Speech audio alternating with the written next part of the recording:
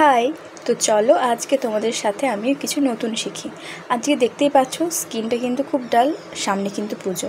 তো কি করব না, নেচার্সের গ্লোয়িং ফেশিয়াল কিট যেটা আছে সেটা আজকে অ্যাপ্লাই করব। তো পুরো ফেসে কিন্তু আমি আজকে ফেস ওয়াশ দিয়েছি। ফার্স্টে 2 মিনিট রাখতে হবে, তারপর পুরো মুখটা ধুয়ে ফেলতে হবে। তো তারপর আমি নেচার্সের যে ফার্স্ট স্টেপটা যেটা আছে সেটা অ্যাপ্লাই করব, একটা স্ক্রাব। আলতোভাবে পুরো ফেসটায় আমি 3 মিনিট ধরে ম্যাসাজ করব, তারপর ধুয়ে ফেলবো। দেখতে পাচ্ছ এখানে ফেস স্ক্রাবিং করার পর ফেসটা কিন্তু ফ্রেশ লাগছে, ভিতরে যে ডার্ট ছিল সেটা কিন্তু উঠে গেছে।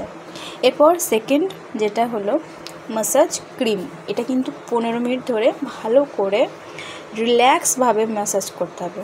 তো তোমরা যদি কেউ না পারো তো বাড়ির কাউকে বলবে যে একটু ম্যাসাজ করে দিতে। তো এইভাবে ম্যাসাজ করার পর পুরো স্কিনে কিন্তু মিশিয়ে নিতে হবে।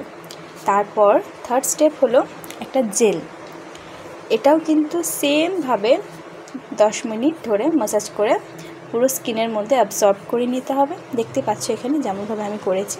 তারপর হলো মাস্ক, এখানে মাস্কটা 80% শুকিয়ে যাওয়ার পর রিমুভ করে দেবে।